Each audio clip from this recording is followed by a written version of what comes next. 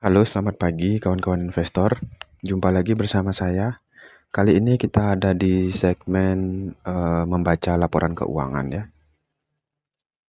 Seperti biasa, laporan keuangan yang akan saya baca adalah perusahaan dengan PBV di bawah 1 dan dengan PER di bawah 10 ya.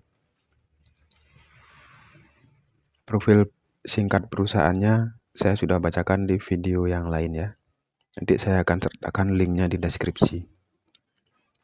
Oke, saya langsung saja. Ini adalah PT Saratoga Investama Sedaya Tbk. Laporan keuangan yang tidak diaudit per 31 Maret 2023 ya. Laporannya diawali dengan anak perusahaan perseroan.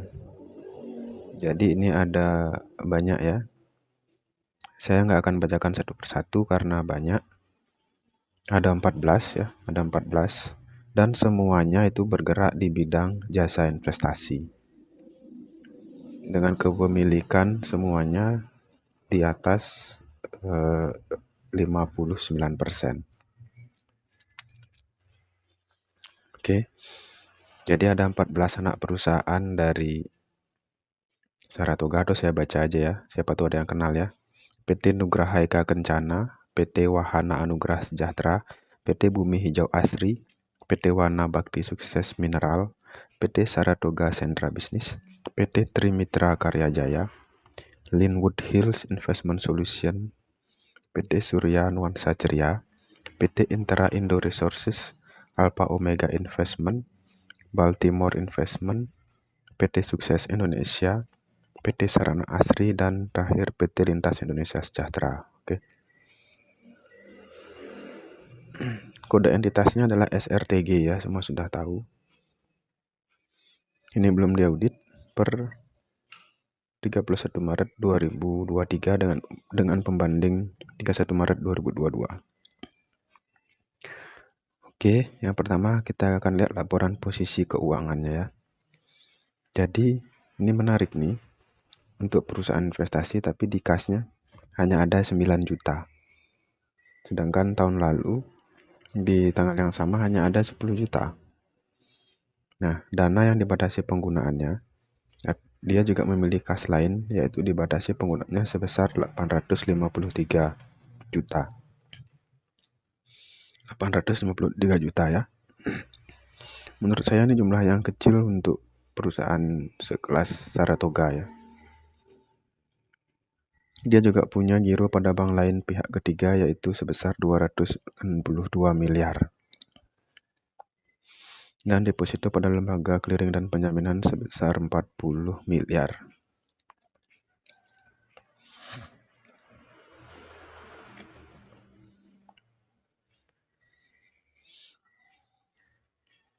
Dan lanjut, dia punya piutang lainnya pihak ketiga sebesar 104 miliar ya. Dan yang menarik, cadangan kerugian penurunan nilai pada piutang lainnya yaitu 104 miliar ya. Ini dia memiliki investasi pada entitas asosiasi. Nah, ini dia bisnis utamanya ya. Dia memiliki investasi pada entitas asosiasi sebesar 56.886 miliar 826 juta. Yang sebelumnya investasi pada entitas asosiasinya adalah 61 triliun, sekarang 56 triliun. Jadi terjadi penurunan nilai entitas investasi ya. Mungkin ini yang menyebabkan dia rugi. Kita lihat sekarang ya. Nanti kita lihat di laporan keuangannya ya. Ini selisihnya dari 56 ke 61 itu kurang lebih 4,9 triliun atau sampai 5 triliun ya. Ini yang menarik, dia punya liabilitas pajak tangguhan sebesar 1.580 miliar 491 juta. Jumlah yang cukup besar ya. Tambahan modal di store-nya masih sama, tidak ada perubahan. Sebesar 5.184 miliar 710 juta. Ya. Saldo laba yang belum ditentukan penggunaannya sebesar 49.807 miliar 435 ya.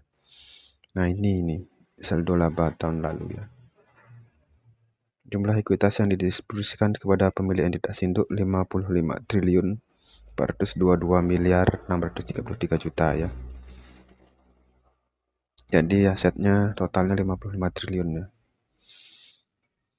Nah, ini kita akan lihat laporan laba ruginya. Jadi pendapatan bunganya ini tidak masuk ya. Yang masuk itu adalah ini pendapatan dividennya karena dia perusahaan investasi. Itu ada sebesar 5 miliar 833 juta. Pendapatan dividennya hanya 5 miliar 833 juta ya. Sedangkan capital gain-nya ini sekarang dari investasinya dia mengalami kerugian perubahan nilai wajar efek. Artinya loss ya, floating loss sebesar 5 triliun 109 miliar 934 juta.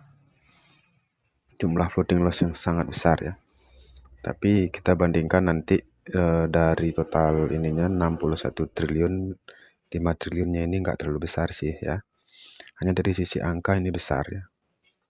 Ini mungkin di bawah 10% mungkin ini.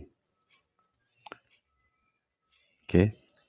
Jadi ada floating loss sebesar 5 triliun 109 juta 934 ya. Jadi kalau kita pada retail floating loss baru 100 juta ya. Jangan terlalu sedih ya karena ini floating loss-nya 5 triliun. Tapi ini tidak patut dijadikan contoh ya. Dan juga kawan-kawan retail yang sekarang sedang floating loss banyak, jangan khawatir karena ini juga floating loss-nya besar. Oke, tetap semangat ya. Jadinya dengan floating loss sebesar 5 triliun tadi, laba rugi komprehensif yang dapat didistribusikan ke entitas induk setelah ditambah pendapatan lain seperti ini keuntungan kurs itu didapat angka 4,4 triliun 392 miliar loss-nya. Ya, jadi yang dibukukan sebagai kerugian adalah 4 triliun 392 miliar 509 juta ya.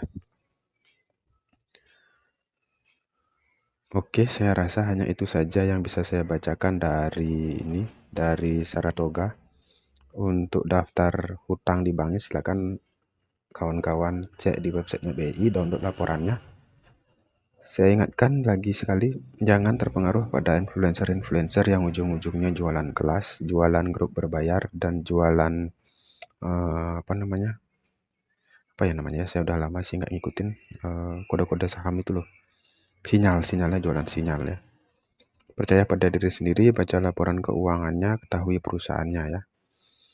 Dan percaya hanya pada orang yang kaya dari saham, seperti Pak Lo Keng Hong ya, yang kayanya dari saham, bukan kayanya dari jualan grup berbayar. Oke, demikian dari saya. Semoga video ini bermanfaat. Salam cuan selalu buat para retail. Retail bersatu, kita semua tak terkalahkan.